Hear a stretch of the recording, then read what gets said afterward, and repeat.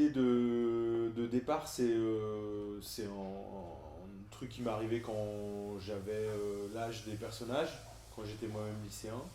Et puis je me suis retrouvé comme ça au milieu de gens qui s'attendaient pour voilà, régler son compte à un ami à moi. J'ai rêvé de cette situation que j'avais un peu zappé, quoi.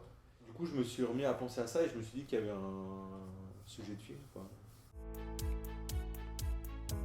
J'ai écrit le scénario, ensuite classiquement on a cherché de l'argent. Une fois qu'on a trouvé le casting, on a un peu fait un travail de réécriture. Il y a des choses qui ont changé en rencontrant les jeunes. Et avant le tournée, on a fait un petit atelier d'une semaine où où on a fait connaissance, où on a parlé du scénario et notamment on a parlé aussi des dialogues. Et donc on a un peu tous ensemble réécrit le scénario pour que ça colle à un truc plus actuel.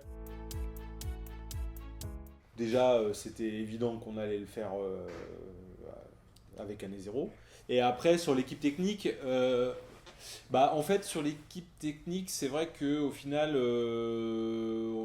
c'était pas mal de gens avec qui j'avais jamais travaillé.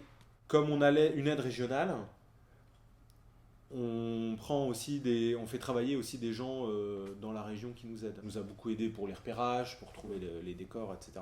Et puis après, sur le reste de l'équipe, effectivement, c'était pas mal de gens avec qui j'avais jamais travaillé, mais dont j'avais vu le travail et ça m'intéressait de travailler avec eux.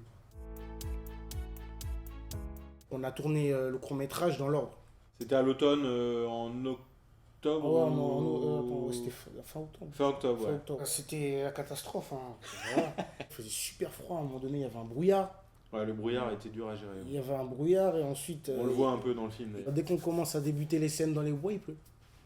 Ça nous rend plus crédibles, si tu veux, parce que ça joue aussi, le temps, ça joue. Parce que les gens, à un moment donné, les gens, ils ont vraiment la pression, ils veulent pas glisser, ils veulent pas se casser la gueule.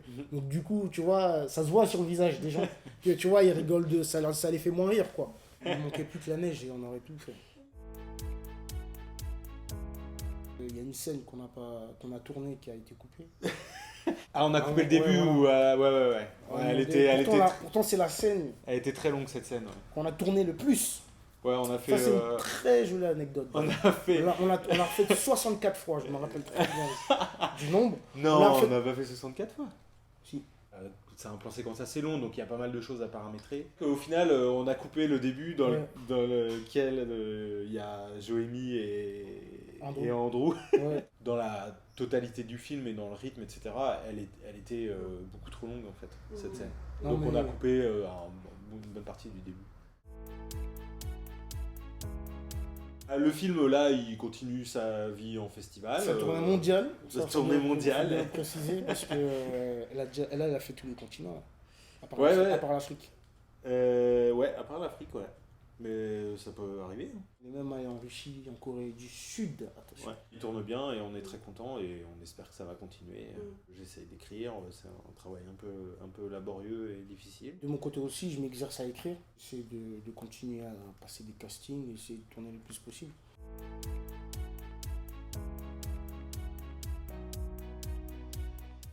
Moi, franchement, ça serait un long métrage avec Martin Lawrence, Will Smith pour Bad Boy 4. Ce qui ferait tourner avec des Américains.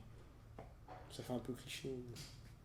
Avec des explosions partout, des Ferrari partout, des bimbos partout. Un pur foutoir. Je pourrais jouer dedans? Non.